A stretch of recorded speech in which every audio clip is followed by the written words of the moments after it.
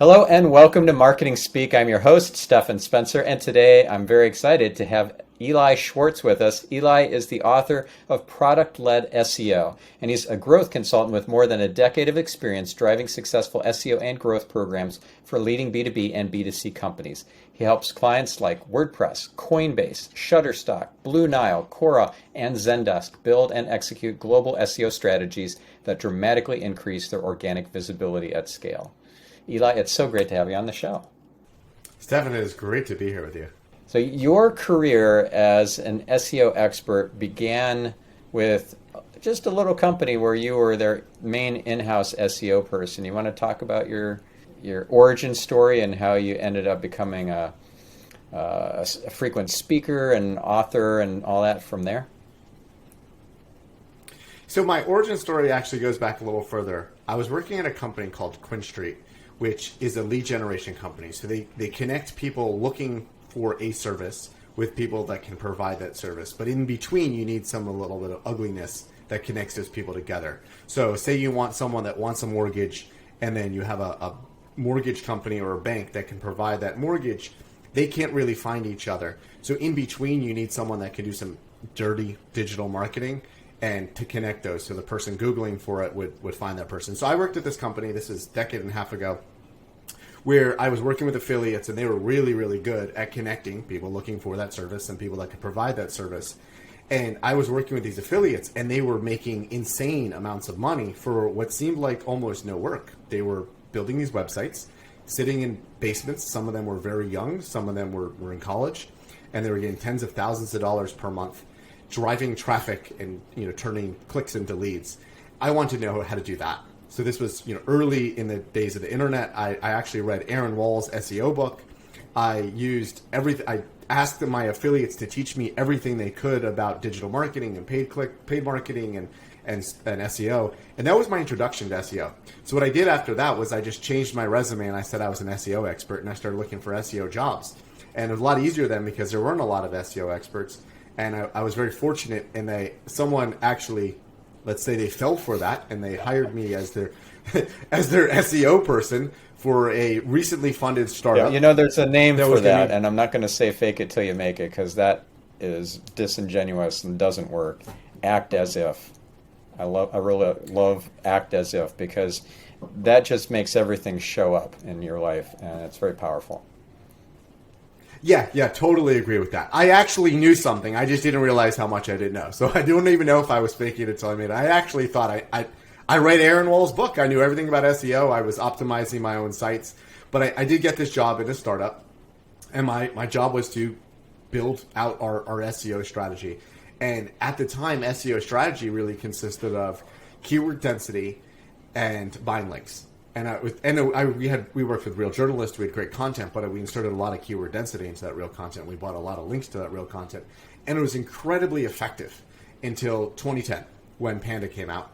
And it's not that Google changed the rules; Google's AI finally caught up with the where it should have been. Nobody should have been able to dominate on search without using the right tactics, and we were sharply penalized by that update, and we lost 65% of our traffic in a single morning, and by all was said and done, we'd lost 85% of our traffic. For a venture-funded startup with commitments to advertisers, we were not in good shape. And that is really when I learned the right SEO. That is when I helped the company recover from that and build our traffic back and do the right SEO. And it wasn't about fooling Google's algorithms. It was really about aligning what we had to do with Google's algorithms.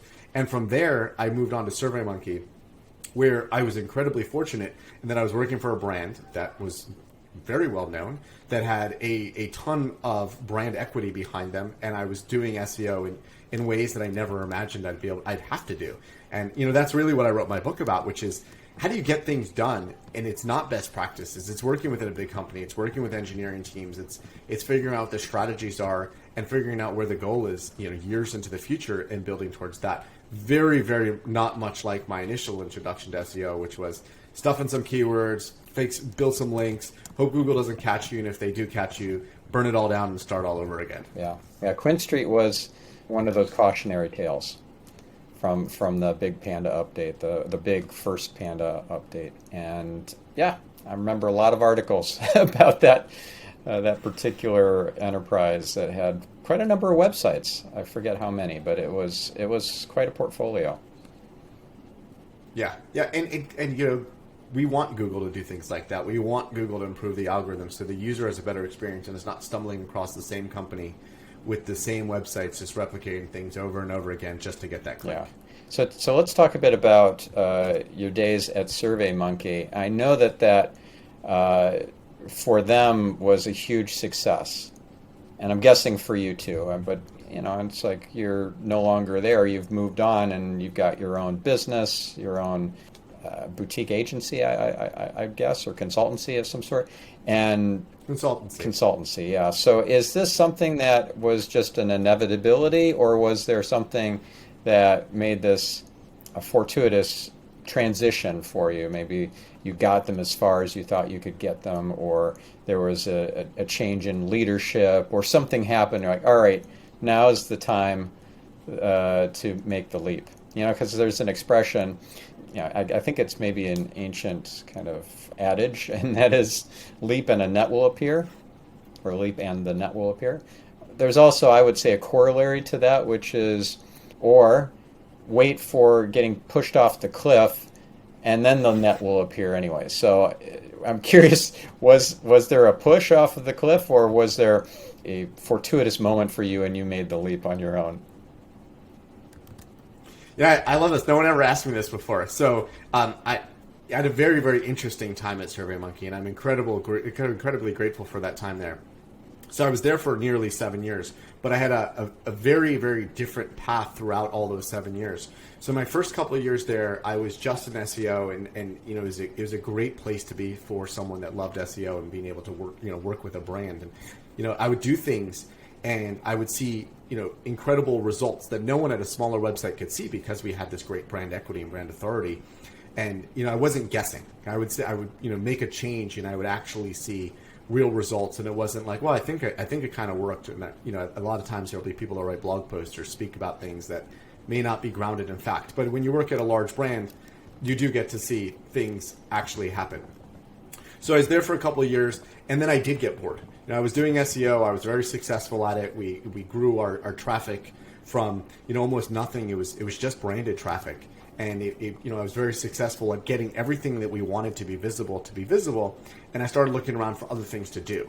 And the first thing I started doing was more international. So I started doing international paid marketing. I ran all of our international paid marketing campaigns, started working with our international teams to expand our SEO into more international.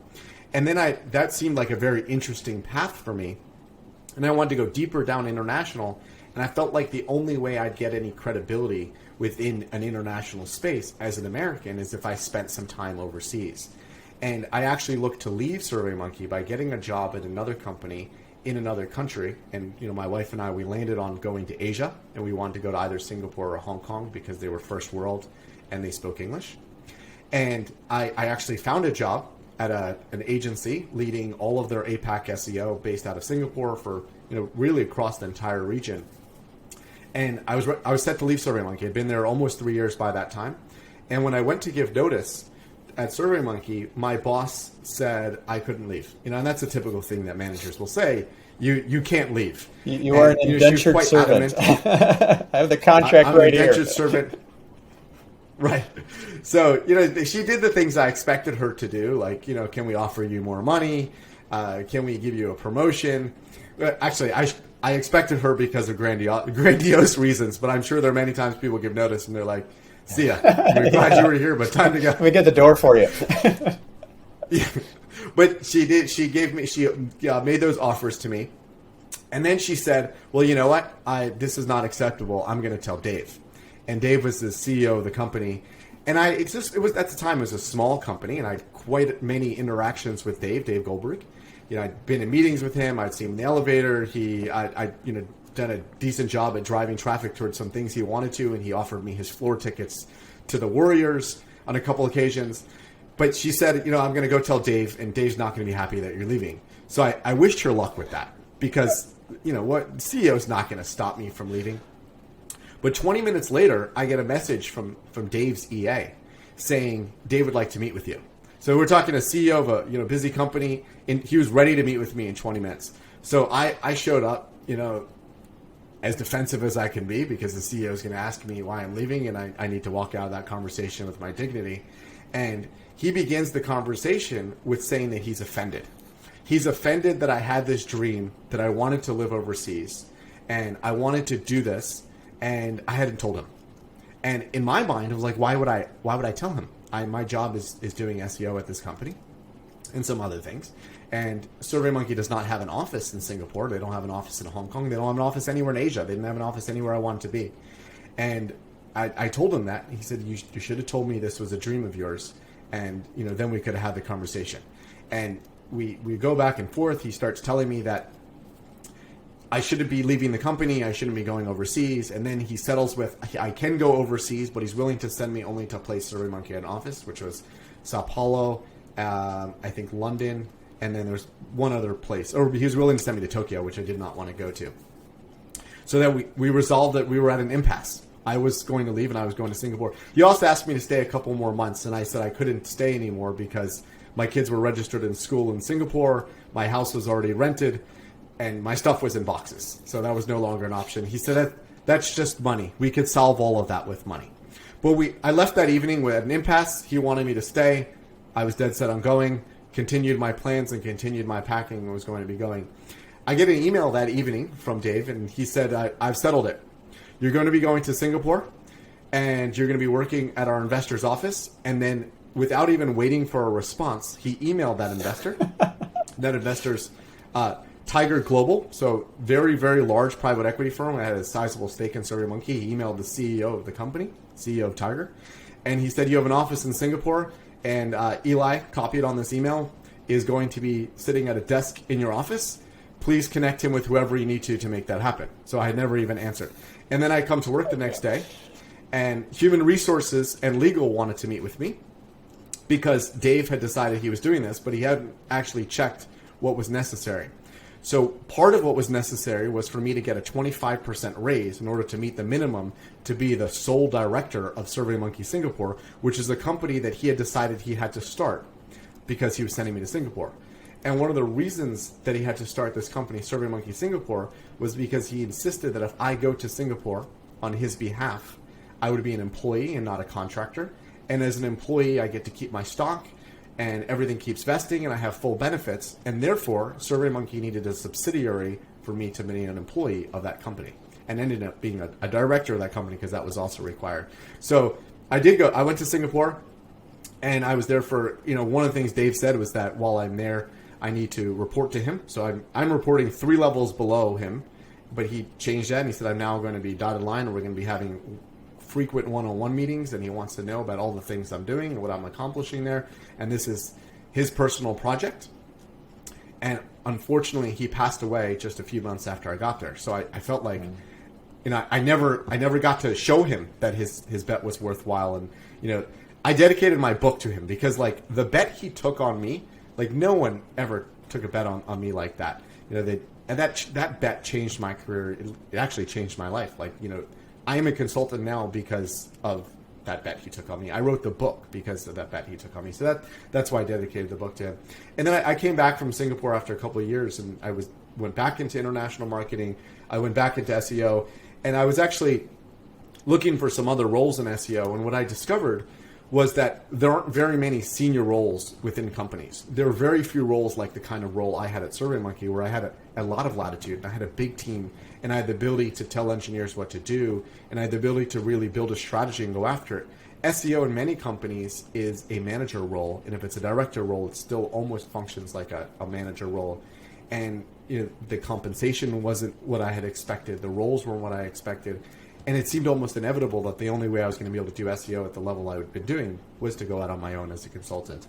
And then the other piece there was that while I was at SurveyMonkey, many companies reached out to me asking me for guidance on how they could do SEO at the way I'd done at SurveyMonkey. How could they build product around SEO? How could they direct their teams? How could they get around the fact that agencies had maybe given them bad ideas? And I realized that there was, quite a bit. Obviously I took all this as consulting, but I realized there was quite a bit of demand. And I was willing to take that bet on myself that I could leave SurveyMonkey and I would have enough clients and there'd be enough business to support myself. Yeah. So how long were you in Singapore for? Almost 2 years. Yeah. And what changed when the leader of SurveyMonkey and your boss, dotted line boss, passed away for you? And also I'm curious what happened with regards to the company, because that's a very important role in the business. He was a very important leader, and to have that void then in the business, that needed to be filled. So I'm curious what happened on both fronts. So what's interesting is nothing happened right away. It really took a very long time to happen. The leadership was all there when he passed away, and the leadership stayed for many, many months after he passed away. But like, it slowly started to erode, where there was less direction at the top. They were looking for CEO. They found a CEO, and that CEO didn't last, and they had to find, bring in the chairman of the board to be CEO, is currently the CEO. But all of like that leadership erosion, the way things changed and the direction the company took about a year to happen. And it was very interesting because you would think that would happen almost suddenly. But Dave had built a great company. He built a great culture. And it wasn't until the wheels started falling off because he wasn't there anymore that things really started to change. So initially, my job stayed the same. I reported to the same person. My day-to-day functions stayed the same. Everything that happened in the company stayed the same. But once you had different voices about the direction of the company and the way things wanted to go, and you didn't have a voice at the top, that's when things started to change. So it is quite tragic. And one of the things I would say is Dave built the company for himself. I don't know that he ever wanted to take the company public. He built a company that he wanted to work at. And the company changed because it was no longer his company. And I think many of the people that worked at that company were working at the company because it was Dave's company. And, obviously that couldn't last.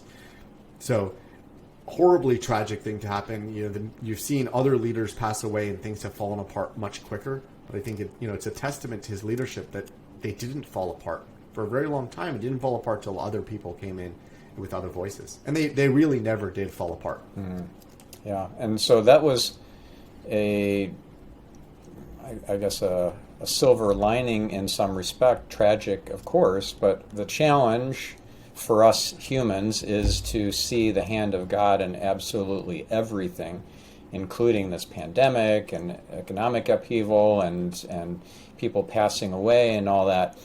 So seeing that there's the hand of God involved in this tragic passing, unexpected passing of Dave, and I'm curious what you see as, I don't know, silver linings or as the hand of God making things actually better in terms of our soul's evolution, our highest and best possible outcome, our soul's outcome coming from this particular situation for you and for others. So I'd say at a very base level. So Dave made this investment in me, and he's not there to see the outcome of that investment. So I feel a responsibility to do things on his behalf. And when I make decisions, I feel like if he was still alive, I could reach out to him and talk to him about it. But he's not, right? So I feel this responsibility to sort of make the right decisions because he made an investment in me, and I want that investment to pay off. From another level, one of the things that I always saw in Dave, and there's a famous article that Dave had written. So Sheryl Sandberg did a TED Talk. Dave was Sheryl Sandberg's husband. Sheryl Sandberg did a TED Talk many, many years ago about what it was like in her leadership role and being a mother, and how she would leave work and how she'd have to sneak out of work. After she did that TED Talk, Dave wrote an article which was in Business Week, now called Bloomberg Business Week, and I'd encourage all the listeners to Google it. I'll include it in the show notes. Awesome. How he also leaves work at 5:00, and how the way he built a company for the kind of company he'd want to work at. And I read that article right while I was interviewing at SurveyMonkey, and I realized that was the kind of company I wanted to work at. But he wrote this article about how he had this moment. He'd created a launch media, which I think Yahoo bought and was Yahoo's music. And he had this moment where he was at an airport on a Friday night, and he realized all he was doing was working, and that was his life. And from that moment on, he changed that life was really not about work. And that's all in that article there. And he made that company for a company he'd want to work at, and he did all the things for a company he'd want to be around. And it's not about money, and it's about people. And one of the things he did was that when people were let go of SurveyMonkey before their first year, so everyone got equity, and they had a year cliff before that equity vested. If people were let go before that year cliff, he quickly vested their stock. So like they could leave the company with dignity and leave the company with a piece of stock. Because to him, it wasn't about money, and it wasn't about he needing to be a CEO of a big company. It was about being a good person. And that's what I took from him. Like, there was so much more to life than that. The investment he put into me, into sending me to Singapore, like I said, he gave me a 25% raise. He had to set up a company called SurveyMonkey Singapore. When I came back and I talked to the head of legal and found out that what all of that cost, many, many times my salary, like creating a company and putting up bank accounts and leaving capital in those bank accounts so it would seem like a real company, or it was a real company, like that's an investment into just me personally as the only employee in Singapore. And he did that for me, right?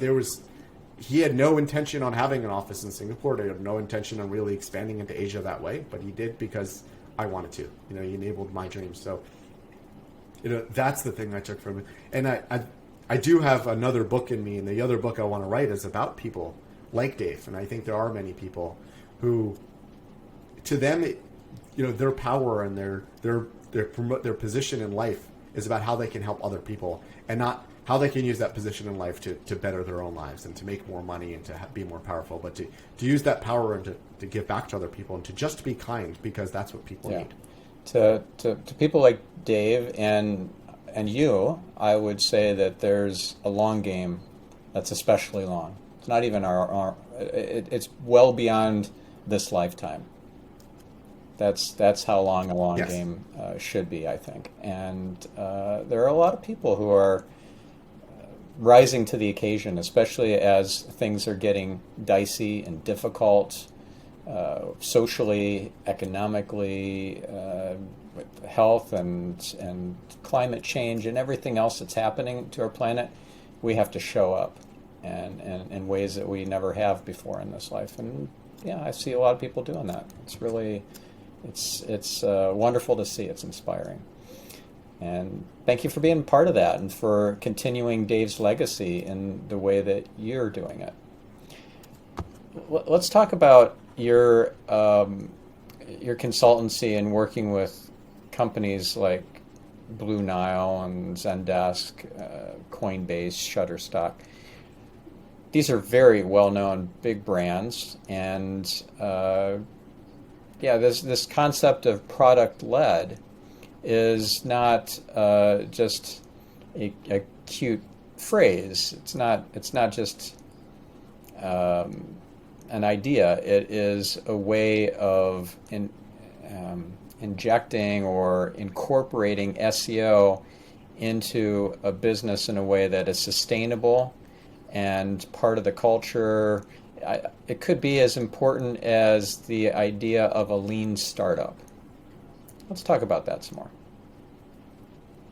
Yeah, so I find, and this is what I found, and the reason I decided to go off on my own, and part of the reason I wrote the book was because I would talk to potential clients, and I would talk to marketing leaders or product leaders about how they should think about SEO, and they would say, "That's very interesting. That's not anything I've heard or read before. Where can I read more?" And I didn't really have anywhere to send them. Obviously, if I wanted to send them to learn more about SEO tactics, I always send them to Art of SEO, and I have that in my book.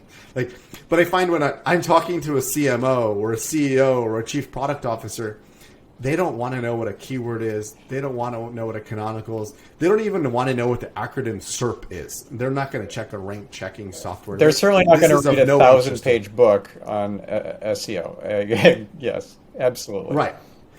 They're hiring someone that will do that for them, but they want to know who they should hire, how they should think about it, how they should invest.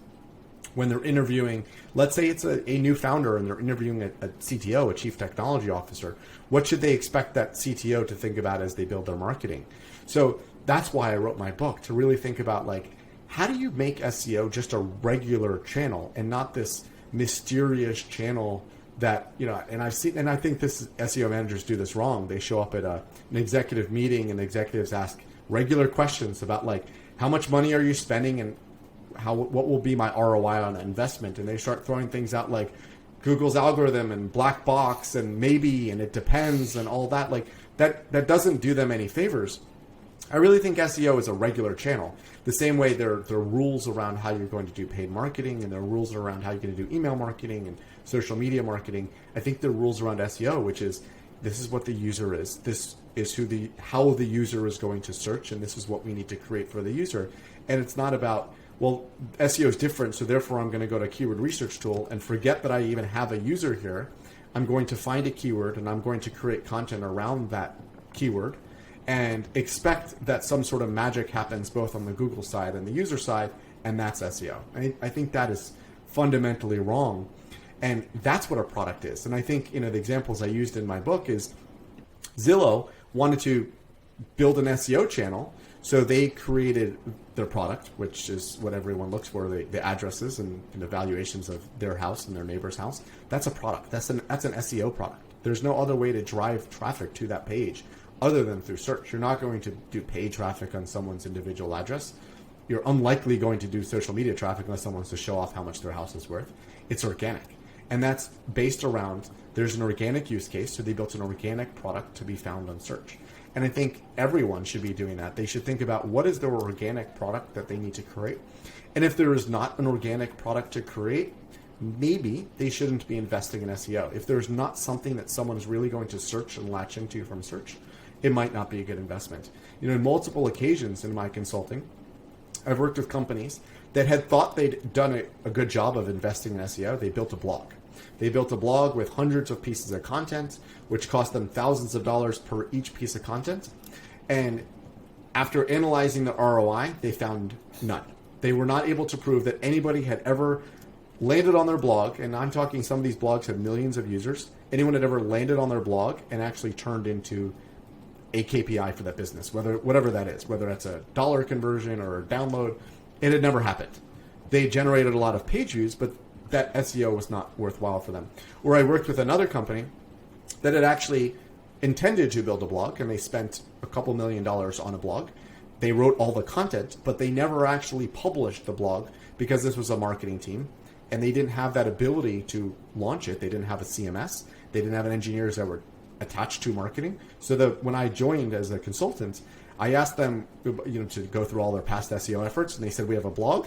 I asked them where it was, and they sent me a Google Drive link with all of the blog posts that had never been published. Oh my goodness. goodness. Spent a couple $1 million on this. Yeah. So because someone had convinced them that's SEO. You need to write content towards these keywords, and then they did. They put it in Google Docs, and it was in a Google Drive folder, and that was it. But that's not SEO, right? You need to think about, make that investment, where you're going to publish it, how is it going to look, how is it going to convert, how do you measure it? If it doesn't, you kill it, right? So at a high level, that's product-led SEO. SEO is just like everything else. This is a channel that you need to invest in. You need to build a product around it. And if it doesn't work, you move on. You build another product. Right. So what would you say to somebody who's thinking in terms of, well, these blog posts, they either have one or two audiences. The audience that's obvious is the core customer base, the ideal customer avatar. But then there's this other audience. And I remind my clients that there's this other audience because a lot of times they don't even realize it or they forget about it. And that's the linkerati. Those are the influencers as far as Google sees. So Google determines who the influencers are, the site, the owners that have a high amount of domain authority or link equity.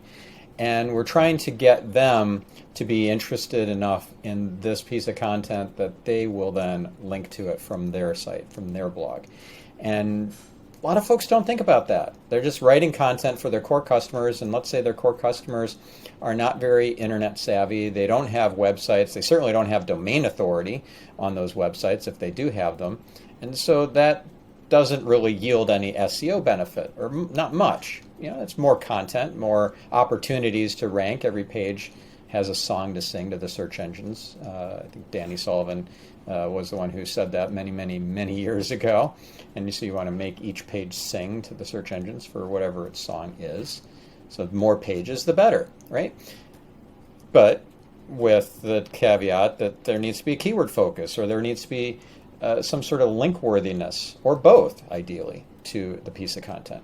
So what do you say to that about creating content, blog posts that are meant for the linkerati, either in addition to the customers or just in lieu of the customers because the customers may not be interested in this topic? So I think that when it comes to links, my personal view is that companies should think about links as PR, which is don't try to go after domain authority. Think about why people would want to talk about your company or your product, and don't overreach. Like, don't specifically say this is not a success unless I get this particular media to link to it. Because I think that links are a lot more complex than anyone out there makes them out to be. As an example, the White House, whitehouse.gov, might be the holy grail of links. I think let's say it has a domain authority of 99 or 100 or whatever the highest domain authority you could have. On 3 occasions while I was at SurveyMonkey, I got links from whitehouse.gov. And on all 3 occasions, I saw virtually no impact. And I've seen impact from links that had very low domain authority that I would never have gone after, but they worked. And SurveyMonkey as a whole had links from pretty much every single government in the world, every educational institution in the world, and a lot of those links didn't really matter because contextually they were linking to a survey, which to Google maybe they consider that UGC. So even though I was able to flow that link back from the survey over to a better marketing page, it didn't really matter. So I think that, like, if you think about, I said earlier that part of my SEO job was buying lots of links, prior to Panda. And I had a huge budget. It was like almost like a paid marketer's budget, just buying links. And at the time it worked, and that was 15 years ago. You have to think that Google has made many, many advances in how they understand links and AI and all the things that Google's really good at doing. And the example I love to use is, I used to live in the Bay Area, and Google had Waymo, which is self-driving cars, and they drive around not hitting anybody, and they make intelligent decisions. And as a search geek, I always love to see those intelligent decisions. So, okay, I'm sorry, Waymo, in advance for this, but I would cut off a Waymo car and then slow down, so as slow as I could, to see at what point the AI was going to be like, oh, this car in front of me is intentionally going slow, time to change lanes. And they did, right? So they can make intelligent decisions. They can make decisions about whether they're allowed to make a right on red or whether they're not allowed to make a right on red. Just think about like that, like you're reading a sign, no right on red, the light is red, is it safe to go? Like that's a very complicated decision. Humans make the wrong decision all the time, and they have that AI. So not to say that Google puts Waymo's AI on search, but like the company that has AI on one side of the building like that, pretty sure they made advances in AI to say, well, link from whitehouse.gov. Actually, one of the times we got linked was the Secretary of Commerce, Wilbur Ross, I think his name was. He ripped off a blog post. They straight up ripped off a blog post from SurveyMonkey that said something good about President Trump, and they published it on their site. So Google can say, well, that's duplicate content. This is deep in the blog. No one reads the Secretary of Commerce's blog on whitehouse.gov. Link doesn't count for anything. So like, I that's the way I would approach links, is we really don't know. So then don't go chasing after these metrics of like, I need this high domain authority link, because you're bending over way too far to try to get that, and it doesn't work. So I just like to think about PR in general, which is, how are you going to get people to talk about your products and your brands? Because even if the links itself don't matter, they're talking about your products and brands. And people are hearing that, and they're going to organically search for you, organically navigate to your website. So yes, absolutely. Your audience of your content is PR. You want to tell the right message, to have people talk about you naturally. So even if like some of that PR is just social media shares, it will translate into better word of mouth and hopefully links that Google counts. Yeah. Well, I do think very highly of PR as a method of achieving link equity, but I also see other venues as ways to boost link equity and rankings. So, for example, I've helped some nonprofits out, some pretty big ones over the years, and have gotten links out of it. Not that that was my main reason for doing it. I did it to be a good person and help nonprofits that I believed in. But that made a huge impact.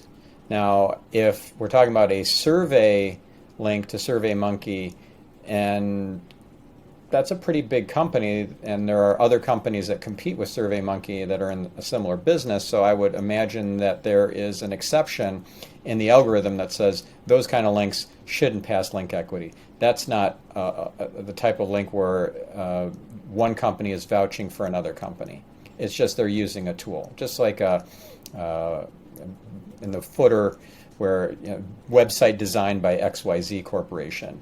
That should not pass any link equity or certainly not trust. Maybe a little bit of importance, but it shouldn't be the kind of value that a link that was earned by merit should get. So they're pretty sophisticated in that regards. And as you say, with AI being core to Google's business, I mean, they did acquire DeepMind. They've got AI throughout every part of Google and Alphabet in general. So I'd love to hear what you think of other types of link marketing for medium to large size business. Are they worthwhile, not worthwhile? Let's take a quick example. So you mentioned getting a mention in a PR piece in an article that may not even be a link. Those are called unlinked mentions by some SEOs. So you can have a strategy or a tactic to go after those unlinked mentions and ask for those to be turned into links, and you'll get some hit rate. Might be pretty low because there's not a lot of incentive for people to do that, but some will say sure because they like the company and they're happy to help them out. Is that a total waste of time, or is that moderately valuable, or is that something that should be part of every business's link building toolbox? So I think there's a higher level question here, which is, could you rank on this at all? Like, do you have any ability to rank on this? So as an example, I was just looking at this the other day when Google's changing title tags. So I went down this rabbit hole around spam. SurveyMonkey used to rank for the keyword Viagra. And, it's actually very funny. Like, whenever these SEO tools would pitch SurveyMonkey on wanting to use their SEO tool, they'd always use their visibility score and say, hey, here's a keyword you can rank higher on. And these Viagra keywords would always show up because there's a lot of searches for them. And they would say, well, if you move from position 9 to position 7, like, there's all this traffic. And I'm like, look at your report. Does Viagra help SurveyMonkey's business? Like, don't send out these blanket reports. And the reason SurveyMonkey ranked on the keyword Viagra is because Pfizer ran a Viagra survey on SurveyMonkey, and Google thought that to be relevant. That was, last time I saw that was 5 years ago, and if you search for Viagra now, it is not there anymore.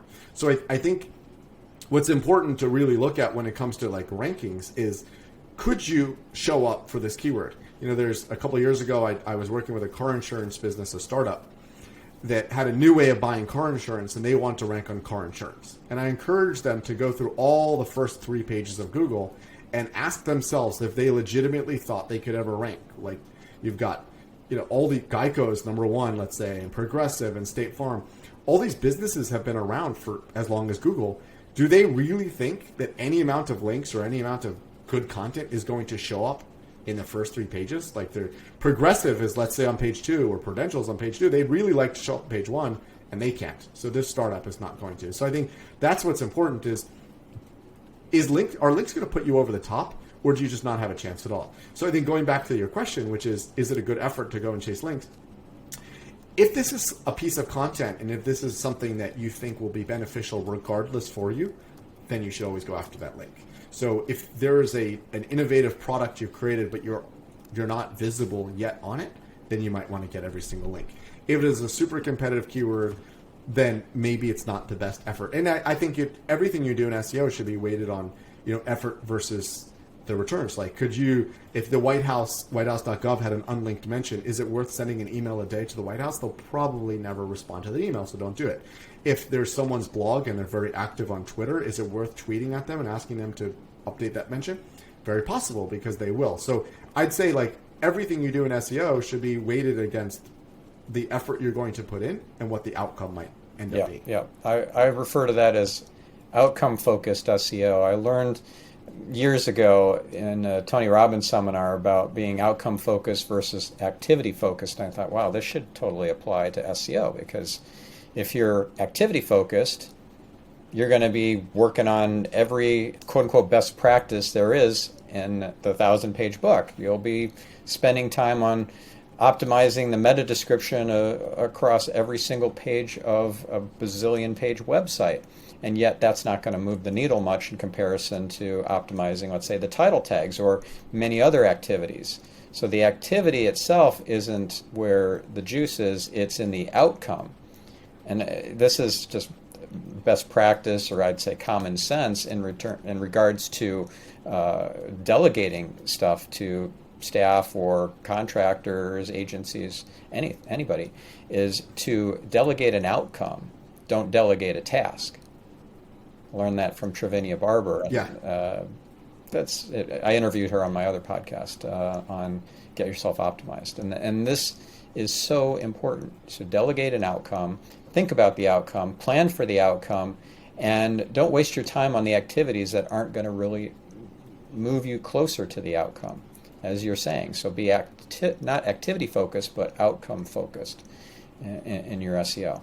And related to that, I want to talk more with you about how a business can see SEO as just another aspect of the business, another department, another channel, just like paid media, just like PR or whatever else, however else they're slicing and dicing all their marketing and business units up. So this is really difficult for many SEOs because the predictability is very hard. You cannot really guarantee that you're going to get a result. In fact, on Google's website, they even say to turn and run from an SEO who's going to guarantee results in the form of things like particular rankings and things. So what is the answer here so that there's some predictability, there's some certainty for the business owner and for the executive team in regards to SEO? It's not seen as a black box. It's not seen as like we're just throwing good money and hoping we get an outcome here. We have no real sense of that this is going to work. It's not like paid media where you can put $1 in and get $5 out quite reliably and predictably. This is kind of a crapshoot. So what do you say to that?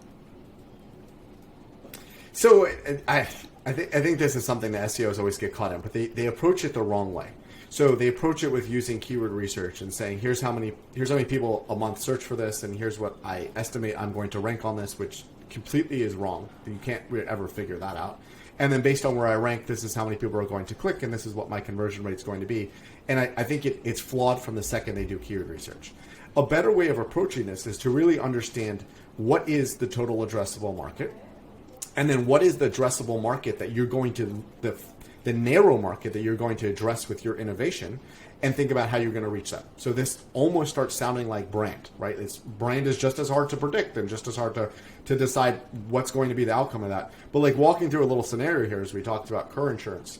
So the total addressable market of car insurance in the United States is everyone with a driver's license.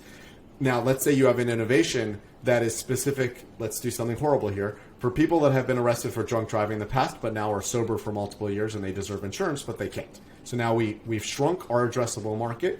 Now this market is potentially not being addressed by any of the other insurance companies because it's highly risky. So you can say, here's that number. We just need these people to know about who we are. So we conservatively think we can get 30% of that market by creating all this content. And that is your build. That is your saying that within 18 months of creating all this content, I think we're going to be visible for these people and they're going to find us, and at least we'll have leads from that. That makes more sense to me than, let's say that is our narrow market. What keywords are you even going to find for like past DWI, now sober, looking for car insurance? That doesn't exist. You would have started with car insurance and then tried to narrow that down. But let's say you would rank on car insurance, those aren't even the customers you want. So I think you want to do something like a total addressable market and try to model it that way. Is it true? Is it accurate? Well, many other forecasts aren't necessarily accurate either. Our brand forecast isn't necessarily accurate.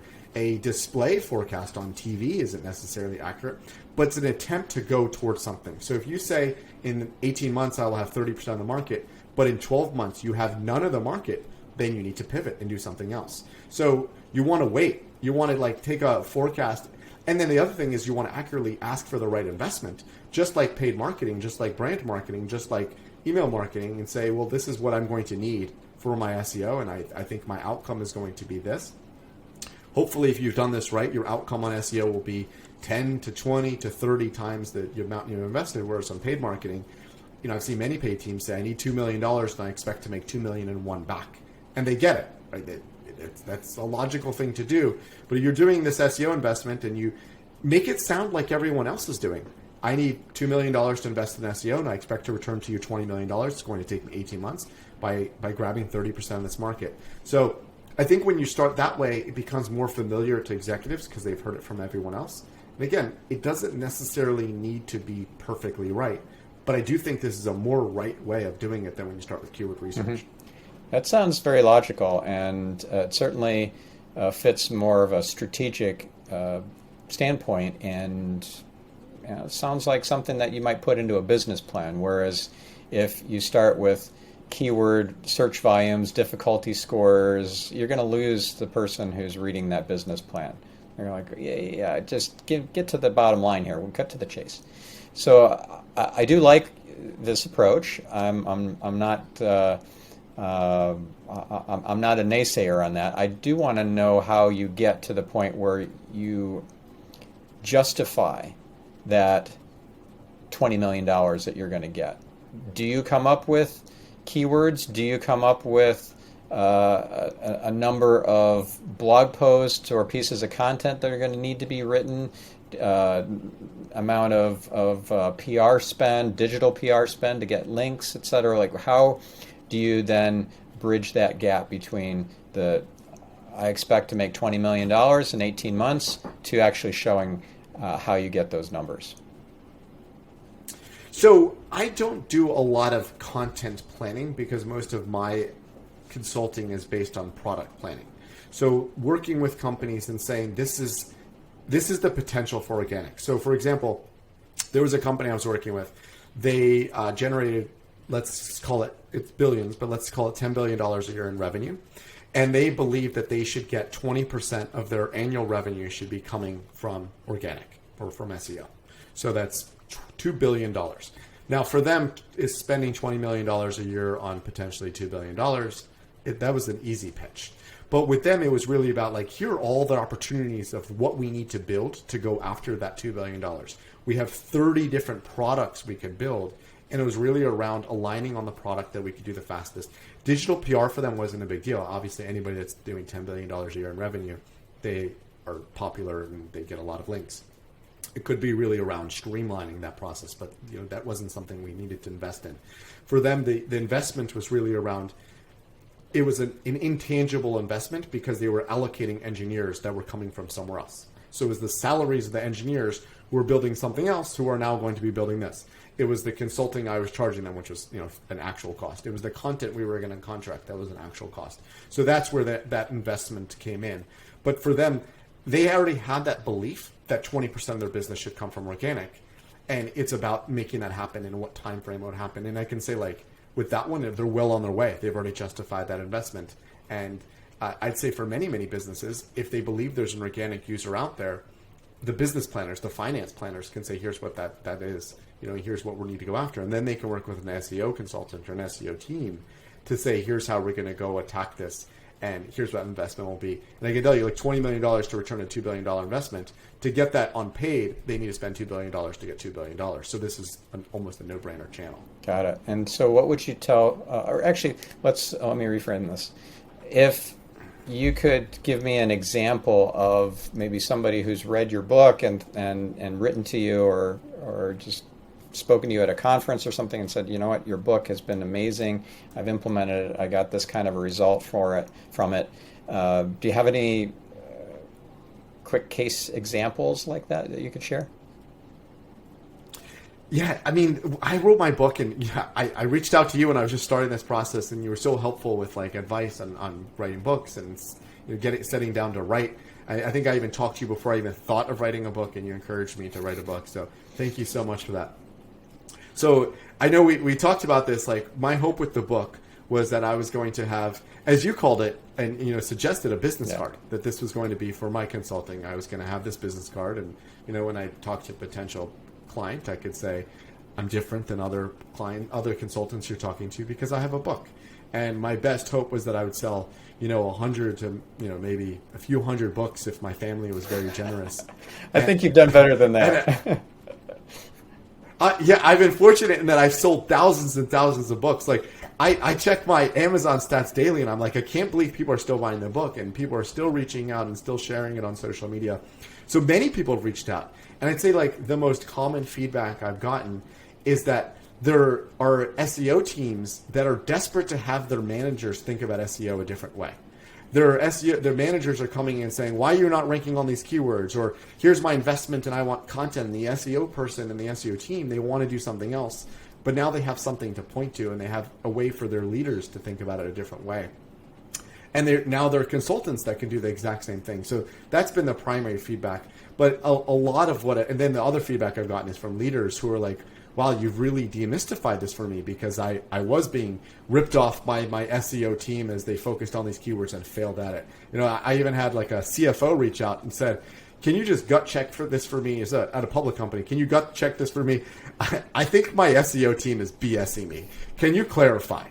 And he's like, I read the book and I think they're doing something wrong. My VP of marketing is lying to me. And I didn't wade into that. And that was not a consulting gig I wanted to go anywhere near.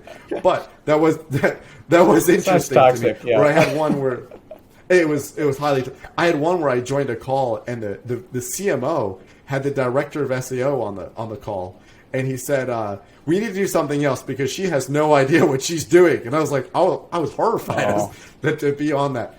And I did my best to stand up, and I said, she's doing a great job, and this is what I recommend. But like, just because you read my book does not give you the right to like do that to your employee.